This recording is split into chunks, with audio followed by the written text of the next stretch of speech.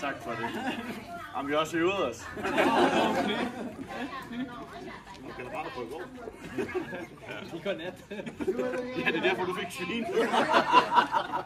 Ja, værsgo, Danmark. Okay.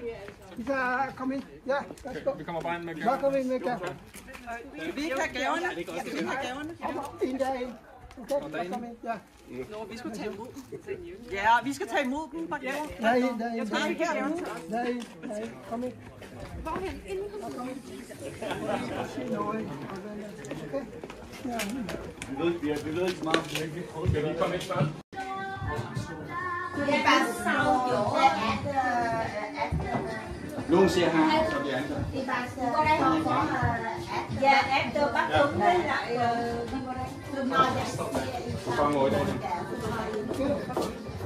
Hvorfor I her? Ja, đứng lên phía. Så velkommen. Ja, tak. Så alle er jo gaver, de til.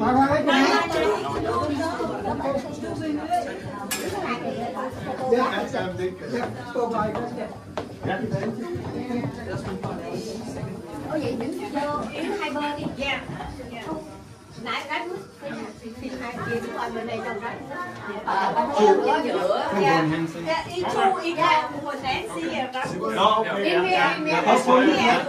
Ja, kan det plads. Er det okay? Er det godt?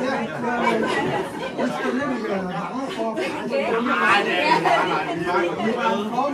Jo, det er det jo. Jo.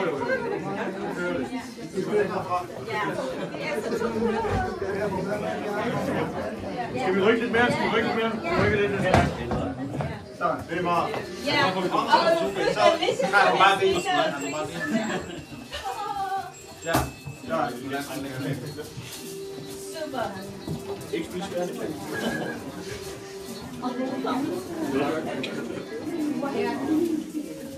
Så klar. Ja.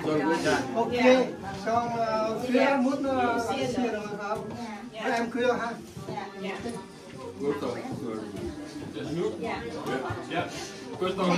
Gustav. cô bé còn ông chưa về xuôi cô bé Goddag alle gæster og hendes familie. Det er meget stor ære i dag at få lov til at præsentere Gommen, min ven, gennem det meste af livet. Jeg har kendt Rasmus, siden jeg var en 6-7 år gammel. Et par ting, der kendetegner Rasmus, det er, at man virkelig kan stole på ham. Du kan både betro dig til ham, og så kan du være helt sikker på, at Rasmus han er der for dig, hvis du har brug for det. Rasmus, han er den bedste ven, du kan ønske dig. Han er kærlig, og så har han den helt særlige egenskab, at han er der virkelig og betingelsesløst for sin nærmeste. I dag er vi samlet i en særlig anledning. Ikke kun for at fejre kærligheden mellem Rasmus og Nina, men også for at ære den vietnamesiske tradition, hvor at familien spiller en helt central rolle. I vietnamesisk kultur har lavet mig forstå, at man siger, at ægteskab ikke blot er et bånd mellem to personer, men en forening af to familier, hvilket jeg synes er utroligt smukt og sandt. Rasmus er ikke blot en god ven, men også en mand med et stort hjerte, en rolig styrke og en tålmodighed, som hvis jeg kender ham ret, vil nok komme ham til gode, når der skal diskuteres, hvem der laver det bedste for i familien. Jeg har set ham vokse fra den dreng, jeg mødte i børnehaveklassen på Lille Friskolen, til den mand, som står her i dag. Så jeg kan forsikre jer om, at han er klar til at tage ansvaret, kærligheden, udfordringen af ægteskabet på sig. Og jeg ved, at han vil bære både dansk og vietnamesisk familietradition med stolthed til hjertet. Til brudens familie vil jeg sige, I har ikke blot fået en svigersøn. I har fået en mand, der vil gøre alt for at tage vare på Nina, og som vil tage jeres traditioner til sig med åben hjerte. Og til Gommen, min ven, du har fået en partner, der får dig til at smile på en måde, jeg kan se før. Pas på hende, respekter hende. Og husk, at et godt ægteskab har man ikke altid ret, men man kan altid få lov til at tro, man har det. Ja. Så på vegne af Gommens følge, så vil jeg gerne bede om tilladelse til, at vi må være her og få lov til at fejre den her dag, og at Rasmus kan få lov til at tage imod og være sammen med sine udgående. Ja, og velkommen din familie og gave, fødselsgave. Så du må godt sætte din næse. Og så der måske kommer han tager i morgen for mor. Ja. Så kommer du. Mor og 2 år er det nok.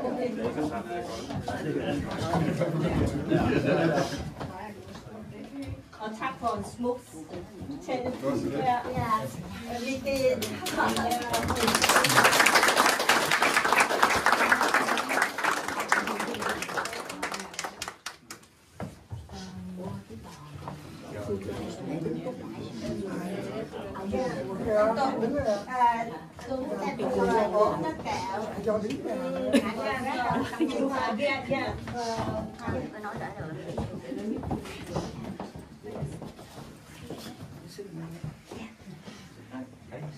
Sten Det har vi fokus. Sten der tænker på det.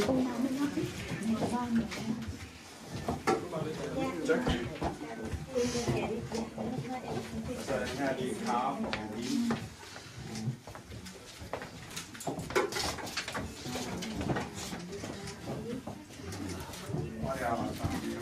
Nå, det vil sige sammen med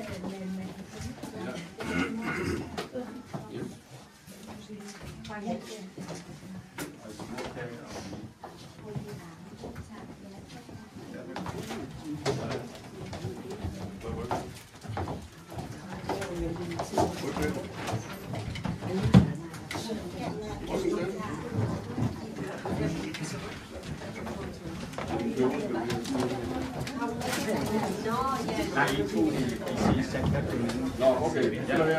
Ja. Og det er 4 faser. Den første, at de er forændret, det er tændt på dødsrøje og informere vores forfædre, at det er nu kan få en ny medlem i familien. Og så efter I to bây giờ làm vậy lễ gia tiên để ra mắt ông bà.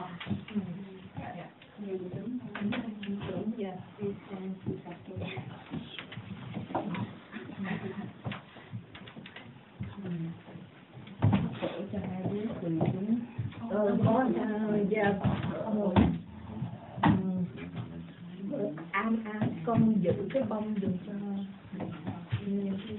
Yes, no, okay.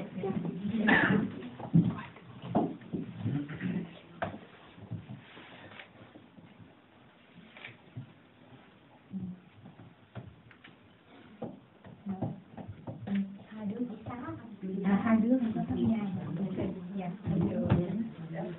Dạ, đi xuống bàn thờ Phật trước. Phật ở giữa con. Đây bạn. Đây đã.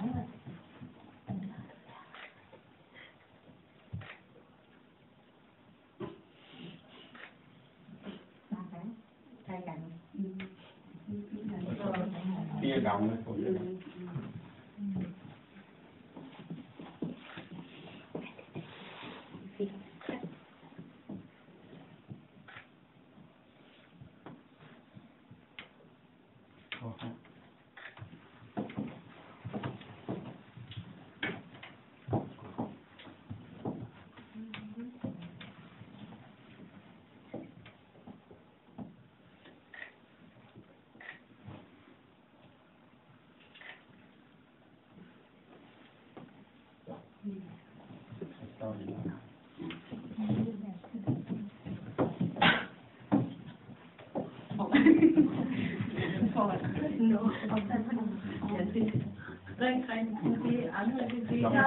Nu Nina og Rasmus skal lige skåle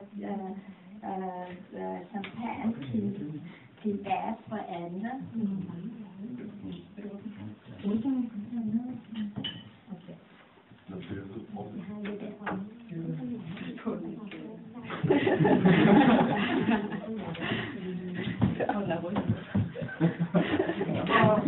dem har også et godt liv fra at være sammen. Så lad jeg komme på. Det er jo værd. Nej, den er ikke champagne. Jo, det er den bare, det ikke. For det siger bare, at ja.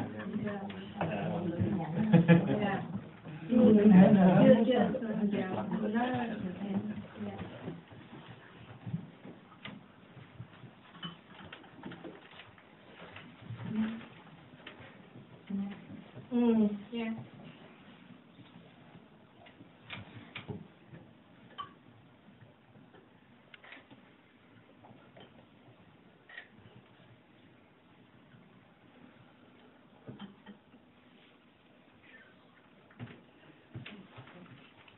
Ja, du giver sin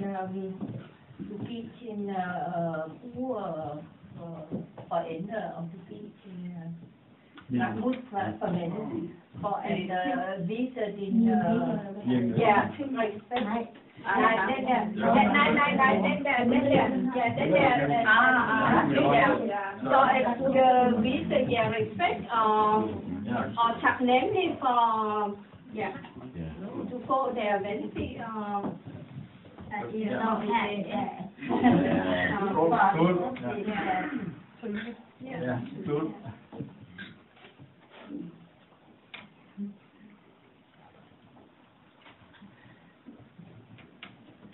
Og nu det er ringen. Ja, og så nu det er udvækst ringen. Ja. Og at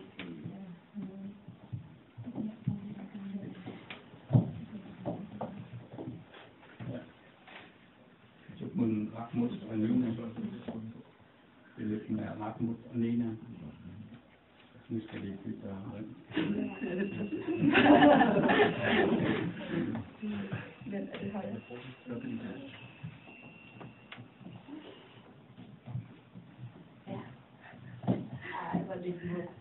Så nu er mand og kone.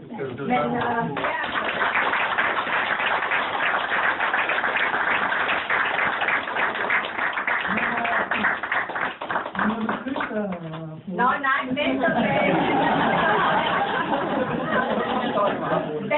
at åbne Facebook og indføre det der, Ja, og nu vi har nogle gaver. Nina og Rasmus fra familien. Ja. ja. Ja, chị mấy người lớn ấy, dạ. Dạ. Mẹ Thảo phải cho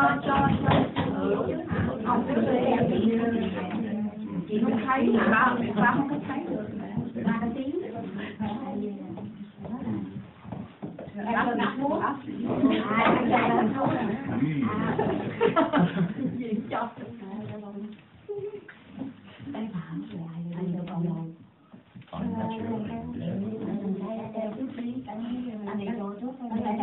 Đúng rồi chứ.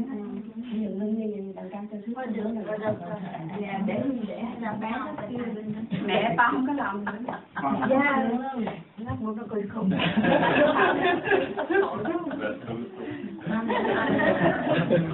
Ba không có lòng đâu. Mẹ dạ theo đi về. Dạ. Cô này dễ quá. Mắt cô này cũng không có bé hơn. Ok, nó có hỏi dạ, xếp lên đi. Tại vì cái tay ba to quá, ba không có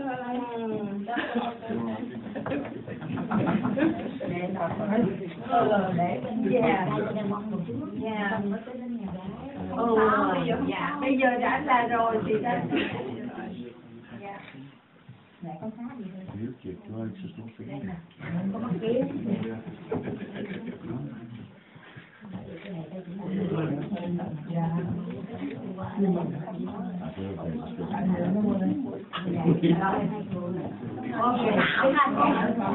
Không đâu bây giờ để dạ. Lấy ra dạ em biết sợ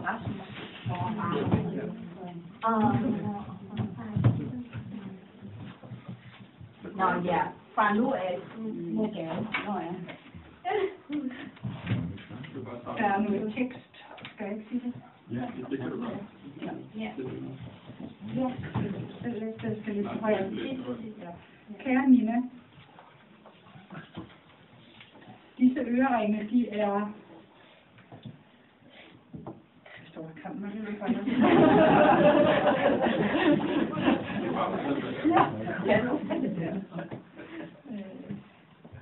Disse øreringe er skabt af Rasmus' farmor og farfars omsmidte livsring og det lille stykke kærlighed, der nu kan bære sider. Helskede samtidig himmelsk. Det er den her øre, som jeg synes måske bliver rigtig vigtigt. Ja, det er det omsmidte livsring. Ja. Jeg vil bare tage til den midterste her nu.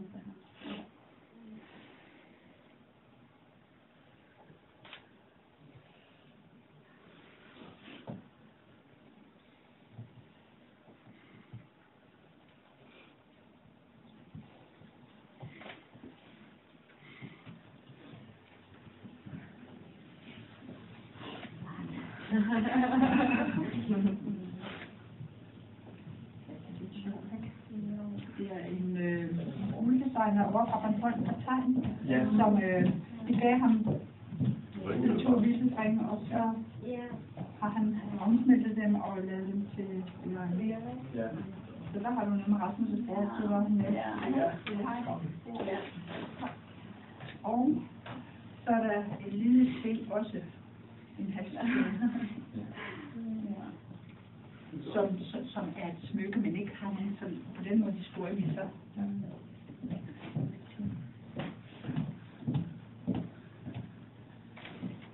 Og kæden er lidt lang. Den kan reduceres. Det er det.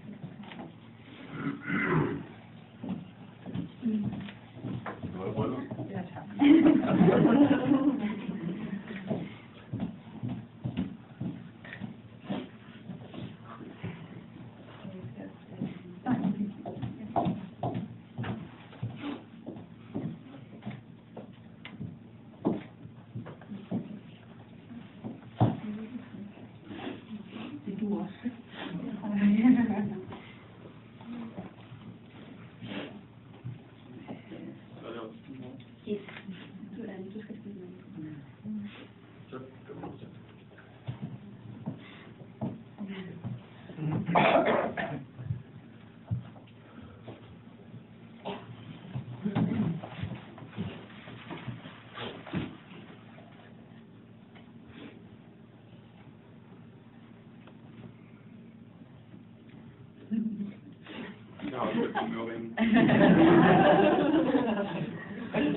Det godt, du har 2 kunder. Ja. En kvinde skifter også.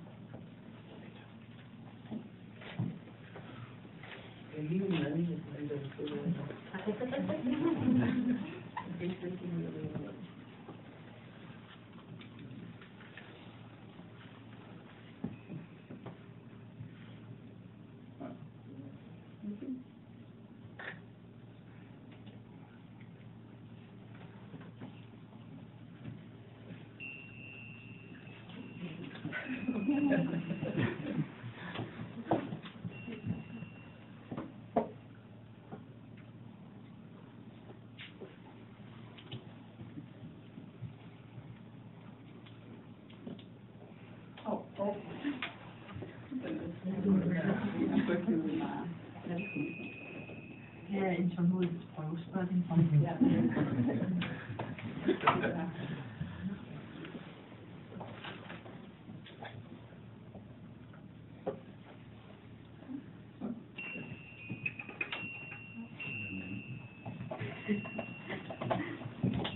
Nu har jeg faktisk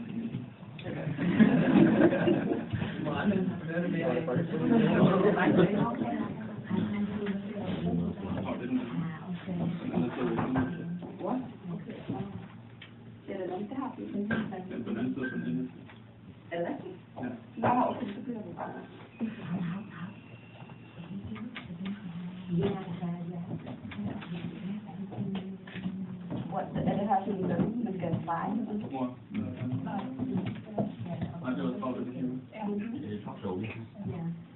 không đến tuổi nó đang đi nó đó.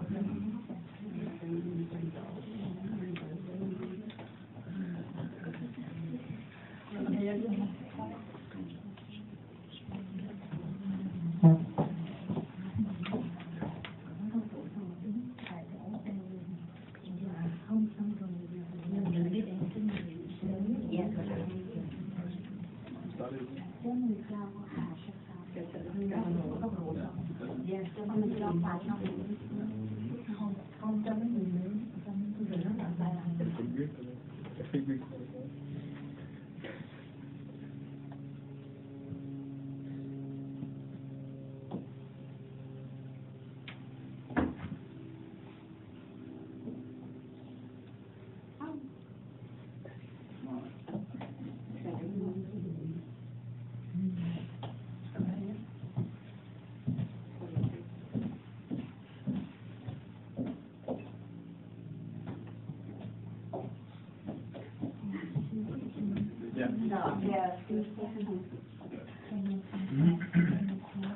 Die bei Max und ich gar nicht in Fang schicken.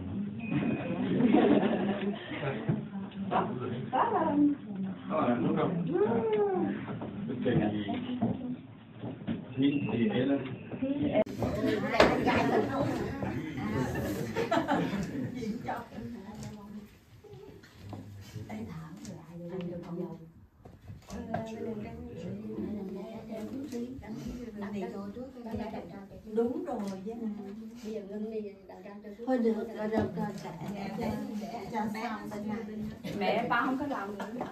Dạ Wer ist wieder nicht dumm? Ba không có loại tại gì đó đâu. nè dạ theo như vậy Dạ dạ. Cô na dễ ngơi. mắt cô na cũng không có bé hơn đúng không? Ok. Das hätte man den nutzen. Dạ sẽ tự lý dạ Tại vì cái tay ba to quá mà không có.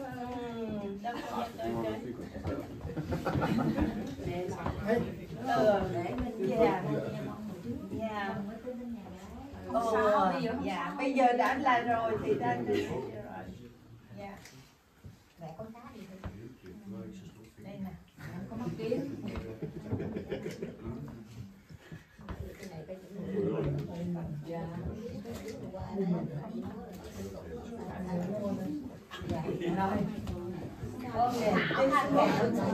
không không bây giờ để bên đằng này dạ lấy ra Em biết sợ bác sĩ.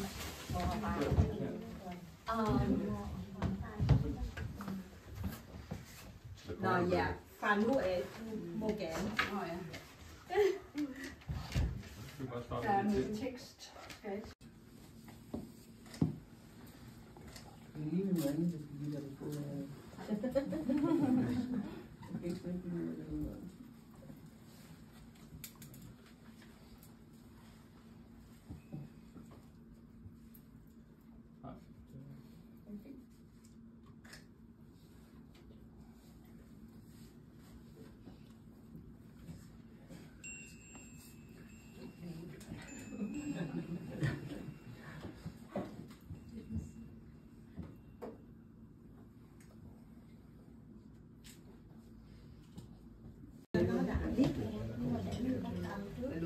ok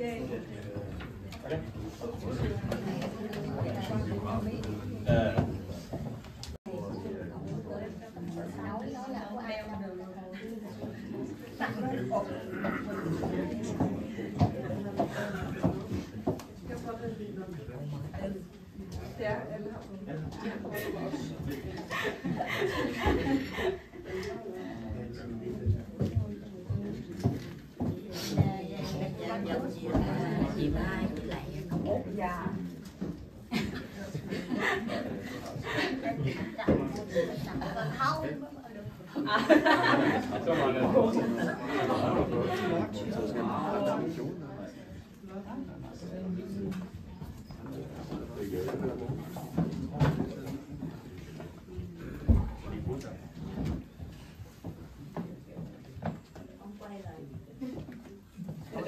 xoay lại tại vì cái cân nó đổ đúng chưa?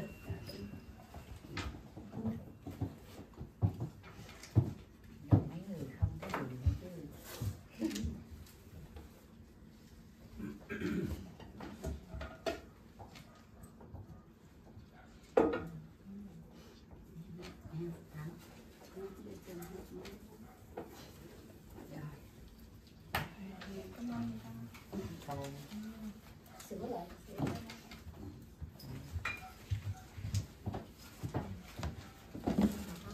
Dann Herr die Frau, damit die Frau USA, die ja den Bunken ja.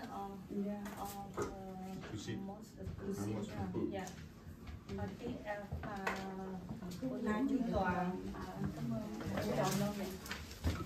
chú Toàn ngồi kia đây nè. Vâng chú Toàn.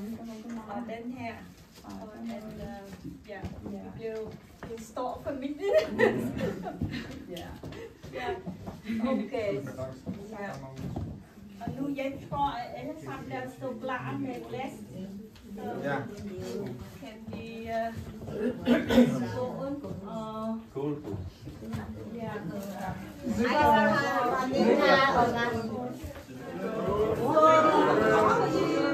Hai đứa không có cái ly để Để phải có ly nha. ly của Còn 2 cái ly gì đó. dạ hai cái ly để cho tụi nó kéo tay nhau nó uống chứ. Dạ.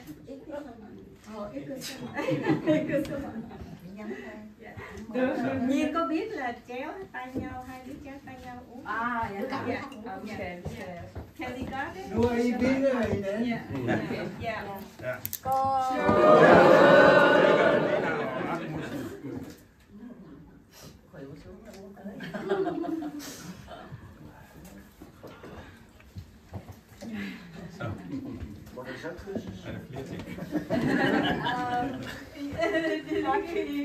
Đi Hàn rồi.